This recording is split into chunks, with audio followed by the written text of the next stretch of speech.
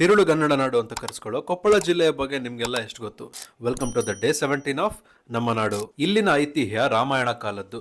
ರಾಮಾಯಣದಲ್ಲಿ ಉಲ್ಲೇಖವಾಗಿರುವ ವಾಲ್ಯ ಹಾಗೂ ಸುಗ್ರೀವರ ಕಿಷ್ಕಿಂದ ಇರೋದು ಇಲ್ಲೇ.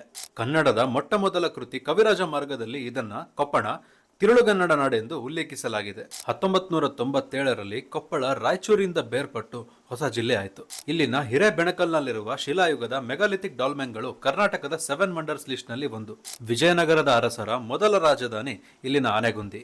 ಅಂಜನಿ ಪುತ್ರ ಹನುಮನ ಜನ್ಮಭೂಮಿ ಕೂಡ ಇರೋದು ಕೊಪ್ಪಳದ ಅಂಜನಾದ್ರಿ ಬೆಟ್ಟದಲ್ಲಿ. ಕೊಪ್ಪಳದ ಬೆಟ್ಟಗಳ ತಪ್ಪಲಲ್ಲಿರುವ ಶ್ರೀ ಕ್ಷೇತ್ರ ಗವಿಮಠ ತ್ರಿವಿಧ ದಾಸೋಹದ ನೆಲೆಯಾಗಿದೆ.